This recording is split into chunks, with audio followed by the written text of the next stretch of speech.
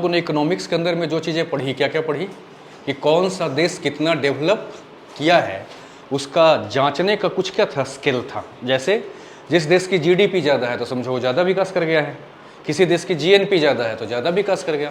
तो ये जो GDP, GNP, NDP, NNP, PCI जितना भी हम लोगों ने पढ़ा, वो क्या बताता है कि कौन सा देश कितना डेवलप किया है।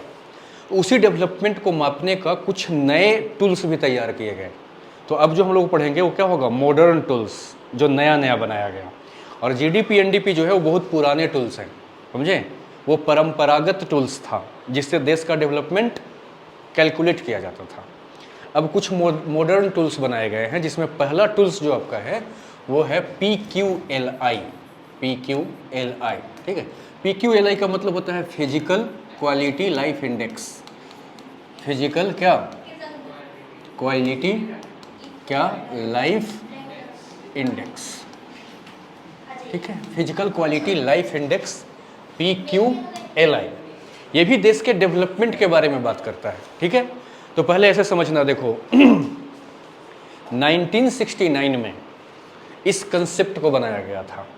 1969 में पहली बार PQLI के कंसेप्ट को क्या किया गया, बनाया गया 1969 में। और बनाने वाला जो व्यक्ति था, जो डिजाइन किया था PQLI को, वो कौन थे, जॉन डी मार्सन।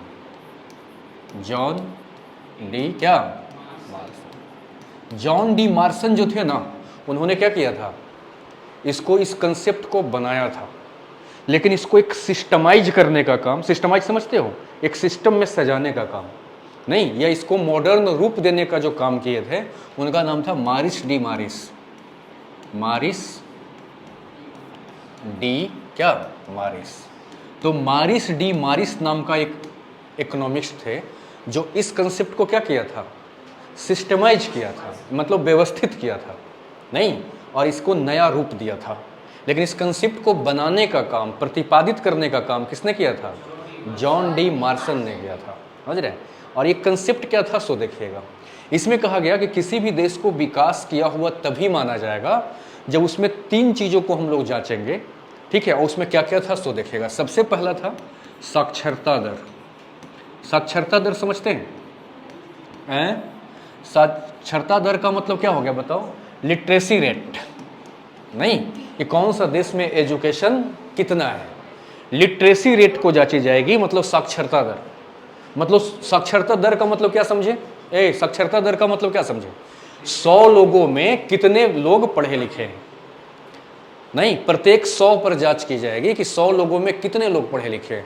जैसे किसी देश की साक्षरता दर 80% है, इसका मतलब क्या है, 100 में 80 लोग क्या हैं, साक्षर हैं, और 20 लोग निरक्षर हैं। नहीं समझे हैं? तो जिस पहला पॉइंट क्या देखा जाएगा, साक्षरता दर। दूसरा पॉइंट क्या देखा जाएगा, दूसरा पॉइंट देखा जाएगा जीवन प्रत्याशा। जीवन प्रत्याशा, जीवन प्रत्याशा के लिए हम क्या यूज करते हैं, लाइफ इंडेक्स। लाइफ इंडेक्स का मतलब है, जीवन प्रत्याशा का मतलब है कि अधिकतम जीने का आयु। जैसे भारत के लोग मान के चलते हैं कि हम ज़्यादा से ज़्यादा 60-70 साल से ज़्यादा जिंदा नहीं रहेंगे, तो भारत का जीवन प्रत्याशा क्या माना जाएगा, 60-70 साल। अमेरिका के लोग कहते हैं 100 साल से पहले हम नहीं मरेंगे, तो अमेरिका का जीवन प्रत्याशा क्या है, 100। तो उस देश का आदमी ज़्यादा से ज़्यादा कितना दिन तक जिंदा रहता है, उसी को जीवन प्रत्याशा बोलते हैं, लाइफ इंडेक्स बोलते हैं। लाइफ इंडेक्स का मतलब क्या है, जीने की ड्यूरेशन, यानी कितना समय तक आप जिंदा रहते हैं, वही जीवन प्रत्याशा है, समझ गए। और तीसरा आपका होगा शिशु मृत्यु दर। ये 3 कंसेप्ट को देखा जाएगा।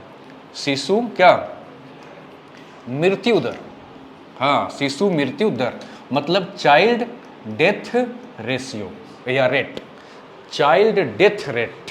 इसका मतलब क्या है, 1000 अगर बच्चा हो रहा है, अच्छा याद करिएगा, ये 2 बिंदु दिया रहता है, इसको क्या बोलते हैं, परसेंट। और अगर 3 बिंदु दिया हुआ हो ना, तो ये मतलब, इसका मतलब होता है प्रत्येक 1000 पर, समझ रहे हैं। तो मतलब 1000 बच्चा अगर पैदा हो रहा है, तो उसमें से कितने बच्चे हॉस्पिटल में ही मर जा रहे हैं। कई बार आप देखते हो कि बच्चा पैदा हुआ और बच्चा मर गया, या माँ के पेट में ही बच्चा मर गया। तो शिशु मृत्यु दर भी देखा जाएगा कि प्रत्येक 1000 पर कितना बच्चा मर जा रहा है। जिस देश की ऊपर का 2 चीज हाई रहेगा और नीचे वाला लो रहेगा, क्योंकि मरना तो अच्छी बात नहीं है, तो हर देश का क्या काम है, शिशु मृत्यु दर को क्या करना, कम करना, और इन दोनों को क्या करना, बढ़ाना। यानी ऊपर का जो 2 पॉइंट है इसको हमेशा कंट्री क्या करने का प्रयास करेगी, बढ़ाने का प्रयास करेगी, और ये लास्ट वाली जो पॉइंट है इसको घटाने का प्रयास करेगी। तो जब देश में, दुनिया के किसी भी देश में ये दोनों पॉइंट अगर आपको हाई मिले, मतलब एजुकेशन रेट और लाइफ इंडेक्स अगर ये ज़्यादा मिले नहीं, तो समझ जाना कि वो देश का स्थिति अच्छी है, और ये अगर खराब है तो समझ जाना कि उस देश की नैया डूब चुकी है। समझ रहे हैं? तो देखो ऐसा क्यों, अब खुद सोच के देखो कि कई बार आप भारत में देखते होंगे कि लोगों के पैसे के कारण पढ़ाई छूट जाती है। तो कहीं ना कहीं अगर लोगों की पढ़ाई अच्छी खासी हो रही है तो ये अंदाजा लगाया जा सकता है कि उसके घर की स्थिति अच्छी है। तो एजुकेशन इकोनॉमिकल कंडीशन को बताता है कि नहीं बताता है? बिल्कुल बताता है। कई बार आप देखेंगे कई ऐसे लोग हैं जो इतना ब्रिलियंट है पढ़ाई लिखाई में, 9th 10th में बहुत अच्छा किया, लेकिन पैसे के कारण उसका किसी कॉलेज में एडमिशन नहीं हो पाया, या वो जेई निकालने की उसमें पूरी कैपेसिटी है लेकिन उसको वो इन्वायरमेंट नहीं मिल पाया। तो इसमें कमी किसकी है बताओ?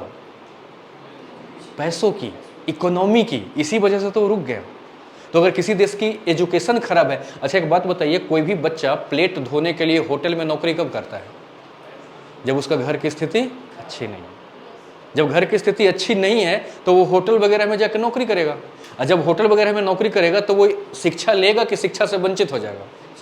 तो जिस देश की एजुकेशन रेट खराब है तो आप अंदाजा लगा सकते हैं कि वहाँ की इकोनॉमिकल कंडीशन अच्छी नहीं रही होगी।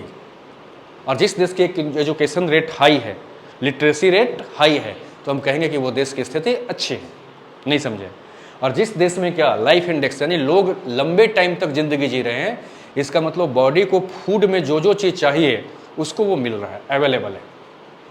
नहीं, हम लोग तो अनार का भी जूस पीते हैं तो क्या करते हैं, दिखाने का प्रयास करते हैं कि देखो हम अनार का जूस पीते हैं। क्यों दिखा रहे हैं? क्योंकि सभी लोगों को नहीं मिल पा रहा है, ताकि देख के हमें सब समझे कि अमीर आदमी है। तो खाने पान पीने वाले चीज़ों में भी हम शो ऑफ करते हैं। रीजन? क्योंकि हम गरीबी से जूझ रहे हैं। यही अगर हर आदमी के पास पैसा होता तो तुम उसको अनार के जूस दिखा भी रहे होते तो उसको क्या फ़र्क पड़ता? वो भी पी रहा है अपने घर में। तो हम लोग जल्दी बीमार हो जाते हैं, हमारा शरीर कमज़ोर हो जाता है, और हम कम ही समय में क्या होते हैं, इस दुनिया को छोड़ के चले जाते हैं। कारण क्या है कि जो चीज़ें हमारे बॉडी को चाहिए था वो चीज़ें हमें नहीं मिल पाया। इसका मतलब हम कहाँ जी रहे हैं? गरीबी में जी रहे हैं। तो अगर जल्दी किसी देश का व्यक्ति मर जा रहा है, एजुकेशन नहीं ले पा रहा है, तो समझेंगे उस देश की स्थिति खराब है, दयनीय है। और अगर ये दोनों ठीक है तो देश की स्थिति अच्छी है। और ये अगर अच्छी है मतलब मृत्यु कम हो रहा है, तो हम ये समझेंगे कि वहाँ की मेडिकल फैसिलिटी बहुत अच्छी है। और माँ के पेट में जब बच्चा रुका होगा तो माँ को जो जो क्या प्रोटीन्स वगैरह चाहिए होगा वो अच्छे से मिला होगा। तो बच्चा पेट में ही हेल्दी तरीके से रहा होगा, इसलिए वो बाहर आकर के पैदा होकर सर्वाइव कर गया। लगता है आप लोग नहीं समझ रहे हैं। इसलिए तीनों चीज़ किसको बताता है बताओ? इकोनॉमिकल कंडीशन को बताता है। इसीलिए जॉन टीन मार्शन का कहना था, क्या कहना था? ये टीन है जी, जॉन टीन मार्शल, ठीक है, जॉन टीन मार्शल। ये जॉन टीन मार्शल का जानते हो क्या कहना था? हाँ टीन है ये। जॉन टीन मार्शल का कहना था, मार्शन का, कि देश के अंदर में अगर ये स्थितियां ठीक है तो हम ये मान के चलेंगे कि वो देश विकास किया हुआ है। उस देश का जीडीपी और दुनियादारी देखने की जरूरत नहीं है। समझ रहे हैं? यही था क्या चीज़ बताइए? PQLI। समझ गए? Physical quality life index. इसमें क्या क्या देखा जाता है बताओ? लिटरेसी रेट, लाइफ इंडेक्स और शिशु मृत्यु दर। तो शिशु का मृत्यु होना आप अच्छा मानते हैं क्या? इसका मतलब चाहे तो वहाँ की मेडिकल गड़बड़ रही होगी, या माँ को बचपन से मतलब जब से प्रेगनेंसी रुका तब से उनको सही तरीके से केयर नहीं मिला होगा, ये इसलिए तो बच्चा डेथ कर गया, सर्वाइव नहीं कर पाया। नहीं समझे? तीसरा कंसेप्ट समझिएगा, बहुत इंपॉर्टेंट है। दूसरा वो है ट्रिपल पी। ट्रिपल पी का मतलब है परचेजिंग, क्या? परचेजिंग पावर, क्या? पैरिटी। Purchasing power parity. इसका हिंदी होता है क्रय शक्ति क्षमता। समझे? क्रय शक्ति क्या? क्षमता। क्रय शक्ति क्षमता, purchasing power parity, triple P. समझ रहे हैं? इस कंसेप्ट को ध्यान से समझिएगा। ट्रिपल पी बनाने का काम जिसने किया वो था IMF, इंटरनेशनल क्या मॉनेटरी फंड, जिसको बोलते हैं अंतर्राष्ट्रीय मुद्रा कोष। समझ रहे हैं? IMF नाम का जो संस्था है उसने ट्रिपल ई को क्या किया, बनाया। और ये बनाने का काम किया कब? 1987-88 में। 1987-88 में IMF ने ट्रिपल ई का कंसेप्ट क्या किया, बनाया, प्रतिपादन किया। लेकिन सिर्फ बना करके इसने क्या किया था, छोड़ दिया था, एक कंसेप्ट तैयार करके छोड़ दिया। वर्ल्ड बैंक को इस कंसेप्ट ने यूज किया। वर्ल्ड बैंक का नाम सुने हैं आप लोग? वर्ल्ड बैंक ने इस कंसेप्ट को यूज किया, और यूज किया ये 1993-94 में। 1993-94 में वर्ल्ड बैंक ने ट्रिपल ई का क्या किया, कंसेप्ट को यूज किया। और यूज कहाँ किया था? तो अपने वार्षिक समझते हैं, ईयरली वार्षिक विकास रिपोर्ट में। वार्षिक विकास रिपोर्ट में मतलब कि हर साल वर्ल्ड बैंक क्या करती है, कौन सा देश कितना विकास किया है उसका रिपोर्ट निकालती है वर्ल्ड बैंक। जैसे आज आप लोग मानते हो ना कि सबसे ऊपर कौन है, अमेरिका, तो ये आपको कैसे पता चला? वर्ल्ड बैंक हर साल रिपोर्ट निकालती है। तो वर्ल्ड बैंक 1993-94 में जब अपना क्या किया, ईयरली डेवलपमेंट रिपोर्ट निकाला, तो उस रिपोर्ट में पहली बार उसने ट्रिपल पी को यूज किया। और ट्रिपल पी के बेस पर उसने क्या किया, रैंक किया कि कौन सा देश कितना आगे निकला हुआ है। नहीं समझे? लेकिन इस कंसेप्ट को बनाने का काम किसने किया था? IMF ने किया था। तो अब जरा सा ध्यान से समझिएगा कि ये कॉन्सेप्ट एक्चुअली है क्या, इसको भी देखें। ट्रिपल पी जो होता है ना, ये एक्चुअली क्या करता है, ये बाजार समझते हैं, मार्केट, ये बाजार का आकार बताता है कि किस मार्केट का साइज कैसी है, यानी कौन सा मार्केट कितना डेवलप्ड है और कौन सा मार्केट कितना अनडेवलप्ड है। ट्रिपल पी से आपके बाजार का पावर पता चलेगा कि बाजार कितना पावरफुल है यहाँ का, मार्केट कितना पावरफुल है यहाँ का। नहीं समझ रहे हैं? इसके अंदर में दो तरह के ऑब्जेक्ट को शामिल किया जाता है। एक होता है क्या, ट्रेडिंग समझते हैं क्या? ट्रेडिंग गुड्स एंड सर्विसेज, मतलब वैसा वस्तु और सेवा जिसका व्यापार किया जाता है। जैसे ये इसको किस में रखोगे आप, ट्रेडिंग गुड्स एंड सर्विस में, बाजार में मिल रहा है, बिक रहा है। और बहुत से ऐसे चीज़ हैं हमारे देश में जिसका व्यापार नहीं होता, उसके लिए तो मार हो जाता है कि तुम ये कैसे कर दोगे, है ना, ये बेचने का चीज़ थोड़े ना है। तो इसमें क्या होता है, ट्रिपल पी के अंदर में ट्रेडिंग और non trading goods and service दोनों को शामिल किया जाता है। मतलब व्यापार करने लायक जो चीज़ है उसको भी देखा जाता है, और जो व्यापार करने लायक चीज़ नहीं है उसको भी देखा जाता है। दोनों को शामिल किया जाता है इसमें, समझे? और शामिल करके ये देखा जाता है कि बाजार की साइज कैसी है, कितनी अच्छी है। और इससे जानते हो क्या होता है, इससे सबसे पहला फायदा पता क्या होता है? इससे फायदा होता है एक्सचेंज रेट निकालने में। एक्सचेंज रेट कहने का मतलब क्या है, इसको भी जरा समझिएगा। जैसे आज के डेट में आपने क्या याद करके रखा है कि $1 बराबर 80 रुपया, $1 बराबर 75 रुपया, $1 बराबर 90 रुपया। इसका मतलब क्या है कि अगर वो $1 देगा तो हम उसको 90 रुपया देंगे। तो यहाँ पर पैसों का एक्सचेंज ही तो हो रहा है। तो $1 का वैल्यू कितना है ये ट्रिपल ई से ही पता चलता है। इसी को हम लोग क्या बोलते हैं, एक्सचेंज रेट, विनिमय दर। और ये कैसे निकाला जाता है वो भी आप देखें, समझ में आ रहा है बात? तो ट्रिपल ई पी से पहली बात क्या निकाली जाती है बताओ? ट्रिपल पी से एक्सचेंज रेट निकाली जाती है कि किस देश के वैल्यू कितनी है और वहाँ का पैसा और हमारा वाला पैसा में क्या, हाँ, डिफरेंस कितना है, या हम चेंज करना चाहें तो उसका वाला कितना रुपया लेकर के अपना वाला कितना रुपया उसको हम देंगे। ये किससे पता चलता है? ट्रिपल पी से पता चलता है। अब जैसे देखिए कि एग्जाम्पल से आपको बात समझ में आ जाएगा। लाइफ स्टैंडर्ड समझते हैं आप लोग? लाइफ स्टैंडर्ड नहीं समझते? जैसे आज के डेट में अंकित जो है वो iPhone 14 खरीदना चाहता है, क्यों? क्या एंड्रॉयड से बात नहीं हो रही है? हो तो रही है। बात सिर्फ बात करने की नहीं है, बात लाइफ स्टैंडर्ड की है। हर व्यक्ति अपने लाइफ के स्टेटस को बढ़ाना चाहता है, हर व्यक्ति अपने लाइफ को बढ़ाना चाहता है। अगर हम वैगनार से चलेंगे तो भी हम यहाँ से क्या दिल्ली पहुँच सकते हैं, और ऑडी से जाएंगे तो भी पहुँच सकते हैं। फिर भी आपको ऑडी क्यों चाहिए? Life standard. और ये कोई बुरी बात नहीं है, इसमें वो नहीं कि सर हम तो नहीं चाहते हैं, चाहना चाहिए आपको। क्यों नहीं लेंगे ऑडी? लो, लेना चाहिए, तभी तो कंपटीशन होगा, तभी तो मार्केट विकास करेगा। इसमें शर्माने की बात नहीं है। ऑडी क्या, आपको हमर का ख्वाब रखना चाहिए, समझ रहे हैं? लेकिन उसके लिए काम करना पड़ेगा, अर्न करना पड़ेगा, तभी सपना पूरा होगा। तो देखिएगा क्या होता है, लाइफ स्टैंडर्ड समझ रहे हैं ना, चीज़ों से स्टैंडर्ड पता चलता है। आपका थोड़े पहचान है कुछ। अब आपने क्या किया, एक टॉवेल ऐसे लपेट लिया नहीं, और ऊपर का बदन में कुछ नहीं पहना, एक जनेऊ पहन लिया और पैदल चले गए, तो सामने वाला क्या सोचेगा? नहीं कि ये आधा नंगा फकीर है। लेकिन वही आपके पास पैसा न रहे, आप बढ़िया ब्रांडेड जूता, branded shirt, branded pant, branded गाड़ी, ब्रांडेड घड़ी, ब्रांडेड फ़ोन लेके उतरो, लोग क्या कहेंगे? बड़ा आदमी है। तो आपका जो वस्तु है ना, सामान जो है, जो आप यूज कर रहे हैं, उसी को देख के लोग अंदाजा लगाता है कि आपकी लाइफ स्टैंडर्ड कैसी है। तो लाइफ स्टैंडर्ड सामान से मिलता है। अब जरा सा देखिएगा, ऐसे समझिए कि मान लीजिए कि ये अमेरिका है अंकित, समझ रहे हो? तो अमेरिका के भी लोग अपना लाइफ स्टैंडर्ड को खरीद रहे होंगे। लाइफ स्टैंडर्ड का सेंस क्या है यहाँ पर? Goods and service. और गुड्स और सर्विस से ही लाइफ का क्या स्टैंडर्ड है पता चलता है, नहीं? तो अमेरिका में भी लोग क्या कर रहे हैं? लाइफ स्टैंडर्ड खरीद रहे हैं। और भारत में भी लोग क्या कर रहे हैं बताओ? लाइफ स्टैंडर्ड खरीद रहे हैं। लगता है नहीं समझा, मतलब चीज़ें खरीद रहे हैं और क्या? Life standard. अब जरा समझो, अमेरिका में जो चीज आपने $1 में खरीदी, वही वाला चीज, सेम चीज इंडिया में आप कितना में खरीद रहे हो? तो पता चला कि ये चीज 80 रुपया में बिक रहा है।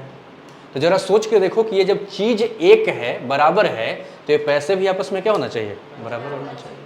तो ऐसे डिसाइड होता है कि $1 बराबर 80 रुपया। तो ये $1 बराबर 80 रुपया कैसे डिसाइड हुआ? आपका बाजार कैसा है? खरीद आप कहां से रहे हैं? बाजार से ही तो खरीद रहे हैं। लाइफ स्टैंडर्ड कहां से खरीद रहे हो आप? मार्केट से। तो अमेरिका के मार्केट में वो वाला चीज $1 में मिल जा रहा है, लेकिन वही वाला चीज भारत के मार्केट में 80 रुपये में मिल रहा है। तो जब चीज सेम है तो पैसा भी क्या होना चाहिए? सेम होना चाहिए। और बाजार फिक्स रहता है कि ऊपर नीचे होते रहता है। इसीलिए ये डॉलर का जो रेट है वो भी क्या होता है? फ्लक्चुएट होते रहता है। कभी $1 बराबर 75 रुपया, कभी 80 रुपया, कभी 60 रुपया, कभी 65 रुपया। मार्केट जितना फ्लक्चुएट करेगा, इसका रेट भी उतना चेंज होता रहेगा। लगता है नहीं समझे? अब जरा से एक चीज और समझिए, कंसेप्ट को और जो तोड़ते हैं इसको। पहला चीज तो कि एक्सचेंज रेट पता चल ही गया। दूसरा चीज, भारत में मान लो कि महंगाई आ गया। महंगाई समझते हैं क्या आ गया? भारत में महंगाई आ गया। भारत में महंगाई आ गया मतलब, और यहाँ कुछ नहीं हुआ, तो इसका सेंस क्या समझेंगे? कि अभी भी लाइफ स्टैंडर्ड अमेरिका में कितना में मिल रहा है? $1 में। लेकिन भारत में अगर महंगाई आ गया तो यही वाला चीज मिल रहा है आपको 90 रुपया में। तो $1 बराबर अब कितना हो जाएगा? 90 रुपया। तो जब हमारे देश में महंगाई आया तो हमारा पैसा कमजोर हुआ कि अमेरिका का पैसा कमजोर हुआ? हमारा वाला कमजोर हो गया। पूछो कैसे? क्योंकि पहले हमारा 80 रुपया ही $1 खरीद ले रहा था, अब 90 रुपया $1 खरीदेगा। इसका मतलब क्या है कि हमारा पैसा का वैल्यू कम हो गया। तो जब हमारे देश में महंगाई आता है, समझिएगा, जब हमारे देश में महंगाई आता है तो विदेशी मुद्रा जो होता है, विदेशी मुद्रा समझते हैं? फॉरेन करेंसी है ना। विदेशी मुद्रा का मान क्या हो जाता है बताओ? बढ़ जाता है, उसकी वैल्यू स्ट्रांग हो जाती है। ठीक, नहीं समझे एग्जाम्पल से? और जब हमारा घरेलू मुद्रा का क्या होगा बताओ? घरेलू मुद्रा समझते हैं? जिस देश का हम लोग हैं उसकी वैल्यू कमजोर पड़ जाती है। और जब हमारी कमजोर पड़ने लगेगी तो हम सरकार पर चिल्लाएंगे कि सरकार को प्यार करेंगे? तो हम चिल्लाते हैं महंगाई आने पर कि सस्ती आने पर? क्यों? क्योंकि महंगाई आता है तो उसका डबल मार पड़ता है। पहला मार ये कि पब्लिक सामान को खरीद नहीं पाती महंगाई के कारण, और दूसरा ये कि हमारा देश का मुद्रा भी कमज़ोर पड़ जा रहा है, अब विदेशी मुद्रा मजबूत होता जा रहा है, तो उसकी वैल्यू बढ़ रही है, हमारी वैल्यू कम हो रही है। तो इसीलिए हम सरकार थोड़े ना चुने थे, इसीलिए हमें महंगाई पसंद नहीं है। लेकिन अब जरा सा इसी कंसेप्ट को पलट के देखिए कि अगर भारत में सस्ती आ जाए, सस्ती आ जाए मतलब क्या? कीमत कम हो जाएगा कि ज़्यादा हो जाएगा? अब इसकी कीमत हो गया, मान लो हम जो 80 रुपये में खरीद रहे थे, हमारी सरकार ने इतना अच्छा काम किया कि अब 40 रुपये में मिलने लगा, तो $1 बराबर क्या हो जाएगा? तो बताओ हमारा मुद्रा मजबूत पड़ा कि उसका? कैसे? क्योंकि हम 80 रुपये में उस समय $1 खरीद रहे थे, लेकिन अब हम 80 रुपये में $2 खरीद लेंगे। तो 80 रुपये में पहले हम वो एक ही दे रहा था, अब 80 रुपये में हमें 2 देगा। तो सस्ती आने पर क्या होता है बताओ? विदेशी मुद्रा कमजोर पड़ने लगता है। नहीं तो विदेशी मुद्रा क्या होगा बताओ? आप लोग समझ ही नहीं रहे हो बात। विदेशी मुद्रा कमजोर पड़ेगा और घरेलू मुद्रा बताओ, घरेलू मुद्रा मजबूत पड़ेगा। क्या ये कंसेप्ट क्लियर है? तो सस्ती आने पर हमारे लिए हित में होता है और महंगाई आने पर दूसरे देश के हित में होता है। इसलिए महंगाई हमें नहीं चाहिए। और महंगाई आने पर एक मार और भी तो होता है। हमारे देश का अगर सामान महंगा होने लगता है और विदेशी सामान अगर सस्ता होने लगा तो हम उसका वाला सामान खरीदने लगते हैं। तो हमारा देश का सामान अपने ही देश में नहीं बिकता और विदेशी वाला सामान हम खरीदने लगते हैं। उसका फायदा पूरा उसको मिलने लगता है और हमारा देश का सामान सड़ने लगता है। इसलिए हमें क्या चाहिए? सस्ती चाहिए। लगता है नहीं समझे बात? अच्छा, एक कंसेप्ट इसी में और समझिएगा ट्रिपल में ही, जो इससे भी बड़ा इंपॉर्टेंट है, जो समझने वाली बात है। यहां पर मेनली हमें क्या समझना है वो तो परचेजिंग पावर। ट्रिपल से क्या क्या पता चलता है? बाजार का साइज और एक्सचेंज रेट, कि किस देश की वैल्यू कितनी है, किस देश की मुद्रा कमजोर है और किस देश की मुद्रा स्ट्रांग है, ये बाजार से डिसाइड हो जाता है। होता है कि नहीं होता है? दूसरी चीज और समझिएगा ध्यान से, इसको देखिएगा। जैसे मान लो क्या नाम है तुम्हारा? जागृति। चीनी जो है मान लो 40 रुपये पर केजी मिल रहा है भारत में, मिल रहा है 40 रुपये क्या पर केजी। मान लो कि 1 केजी चीनी 40 रुपये मिल रहा है। अब इसमें 2 केस हो सकता है। क्या? कि चाहे तो महंगाई आ जाए, नहीं, या क्या हो जाए बताओ? सस्ती आ जाए, नहीं, या क्या हो जाए? कांस्टेंट रहे। कांस्टेंट मतलब जैसे है वैसे, और तो कुछ नहीं हो सकता। अगर महंगाई आ गया, और समझने के लिए एक डाटा ले लेते हैं, मान लो कि अब चीनी महंगाई आ गया मतलब 40 रुपये किलो से क्या हो गया? 60 रुपये किलो। लगता है नहीं समझे बात? 60 रुपये केजी। ठीक, यहां पर अगर बाय द वे मानो, अच्छा महंगाई आ गया तो पहले इसको क्लियर कर लें। जरा से बताओ कि यही वाला 60 रुपये का क्या औकात था कि ये यहां पर 1.5 किलो चीनी खरीद लेता था? नहीं समझे? 40 रुपये की खरीदने की क्षमता कितना थी? 1 किलो। लेकिन महंगाई आ जाने से क्या अब 1 किलो ये खरीदेगा कि 1 किलो से कम खरीदेगा? यही 40 रुपया 1 किलो खरीद रहा था, लेकिन महंगाई आ गया 60 रुपये किलो हो गया, तो क्या अब 40 रुपये में 1 किलो मिलेगा कि 1 रुपये से? हाँ, तो महंगाई आता है तो पैसा का खरीदने का क्षमता घटता है कि बढ़ता है? यानी क्रय शक्ति कम हो जाती है। लगता है नहीं समझे बात? क्रय शक्ति मतलब खरीदने का क्षमता, क्रय शक्ति क्या हो जाती है? बोलो, कम हो जाती है। अगर समझने के तौर पर अगर ले लिया जाए तो ये मान लो 80 रुपये किलो कर देते हैं समझने के लिए, तो 40 रुपये में कितना किलो खरीद रहे थे? 1 किलो। तो यही 40 रुपया था जो 1 किलो चीनी खरीद दे रहा था, लेकिन यही 40 रुपया यहां पर आकर के आधी किलो खरीद रहा है। तो महंगाई बढ़ गया, तो उस समय 1 किलो का क्षमता था 40 रुपये का, लेकिन अब आधा किलो का क्षमता हो गया 40 रुपये का। इसका मतलब पैसा तो वही है, लेकिन खरीदने की क्षमता उसकी कम हो गई। तो महंगाई आता है तो क्रय शक्ति घट जाता है। नहीं समझे बात? और क्रय शक्ति घटने का मतलब हुआ कि पैसे की वैल्यू कम हो गई। आज के डेट में पैसा का वैल्यू ज्यादा है कि जमीन का? जमीन का। क्यों? क्योंकि जमीन महंगी होती जा रही है, और जमीन जब महंगी हो जाएगी तो पहले जो हम लाख रुपए में प्लॉट खरीद रहे थे, वही प्लॉट अब 1 करोड़ में मिल रहा है। तो सोचो, प्लॉट तो वही है, नहीं, लेकिन जो 1 लाख में मिल जा रहा था उसके लिए अब 1 करोड़ देना पड़ रहा है। तो जमीन की वैल्यू बढ़ी कि पैसे की?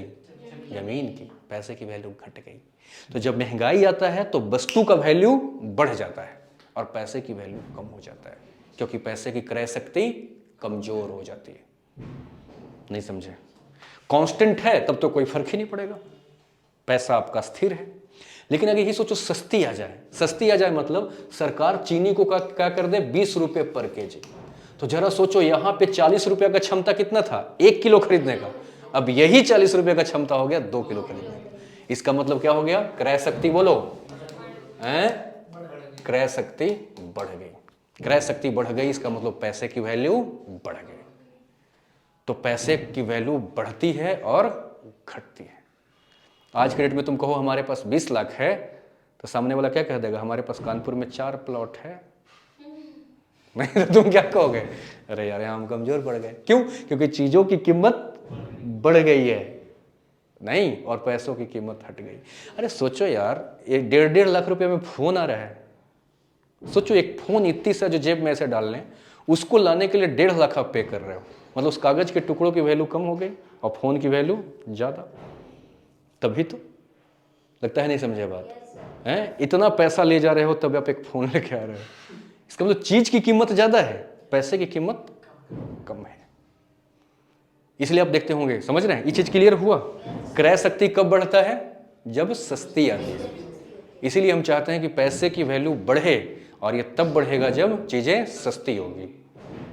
नहीं, और महंगाई होगी तो चीजों की वैल्यू बढ़ेगी, पैसों की वैल्यू कम हो जाएगी, क्रय शक्ति कम हो जाएगी। समझ में आया? तुम नहीं समझे, वो तो अभी क्वेश्चन कराएंगे ना क्लास के सेशन के बाद, तब पता चलेगा कितना समझे हो। मुकेश ध्यान से, क्योंकि इसमें से क्वेश्चन बहुत छंटता है। अगला है, तुम लोग समझ रहे हो? नहीं समझे? अगला है क्या? Green GNP. ग्रीन क्या? ग्रीन मतलब हरा है ना। ग्रीन जीएनपी, ग्रीन जीएनपी, ठीक है। ग्रीन जीएनपी को ध्यान से समझा जाए। समझ रहे हैं आप? ग्रीन जीएनपी बनाने का काम, इस कंसेप्ट को पैदा करने का काम वर्ल्ड बैंक ने किया था, विश्व बैंक ने किया था। और ये कब किया था? 1995 में, 1995 ईस्वी में, नहीं, विश्व बैंक ने ग्रीन जीएनपी के कंसेप्ट को पैदा किया। समझ रहे हैं? क्यों किया ये समझिए। देखो आज जो अपना देश है ना, अपना देश क्या कहूं, पूरा विश्व है ना, आज के डेट में पूरे विश्व में लड़ाई किस बात की है? स्टेटस की। हम बड़े, हम बड़े, सब एक दूसरे को बड़े बनने के चक्कर में। नहीं, आप लोग को आपस में भी किस बात की कंपटीशन है? बड़ा बनने का। जैसे आप चाहते हो कि मैं आईएएस बन जाऊं और वो ऑफिस में चपरासी बन जाए, तो क्या बात। क्योंकि हम मन में चाहते हैं ना कि जिसके साथ भी हम कंपटीशन कर रहे हैं उसमें हम सबसे ऊपर रहें। इसी बात की तो लड़ाई है, स्टेटस की। और दुनिया जो है ना, वो एक दूसरे के साथ इसी बात के लिए लड़ रही है कि मैं ऊपर, मैं ऊपर। और इसके लिए क्या है? ज्यादा से ज्यादा पैसा चाहिए। इसलिए देश अपने डेवलपमेंट कराने के चक्कर में प्राकृतिक का खूब दोहन कर रहा है। नहीं, कहीं पहाड़ को बम लगा के उड़ाया जा रहा है। किस लिए? कि पहाड़ों से क्या होगा, बजरी वगैरह बनाएंगे, छत की ढलाई करके बड़े बड़े अपार्टमेंट बनाएंगे। तो हम अपार्टमेंट बनाने के चक्कर में पहाड़ों को तोड़ दे रहे हैं, बड़े बड़े शहर बनाने के लिए जंगलों को काट दे रहे हैं। तो ये वर्चस्व की लड़ाई में सबसे ज्यादा अटैक हम लोग किस पर कर रहे हैं? प्राकृतिक पर, नेचर पर। और इससे भी बड़ी मजेदार बात तो यह है कि महासागरों पर भी हम क्या करने लगे? कब्जा करने लगे कि यहां से यहां तक मेरा, यहां से यहां तक मेरा। पानी में लड़ाई हो रही है, हर जगह लड़ाई हो रही है, वर्चस्व की लड़ाई है। लोग पानी में क्या कर रहे हैं पता है? केमिकल छोड़ दे रहे हैं कि लोग पानी पिए मर जाए। हवा में लोग छोड़ दे रहे हैं कोरोना जैसा बीमारी, नहीं कि श्वास लो, श्वास के जरिए बीमार हो जाओ, मर जाओ। अब ना, अब हथियार से लड़ाई होने का टाइम नहीं है, अब केमिकल से लड़ाई होगा। अब कोल्ड वॉर चलेगा, बीमार कर करके मार देगा। पूरे दुनिया में वर्चस्व की लड़ाई चल रही है।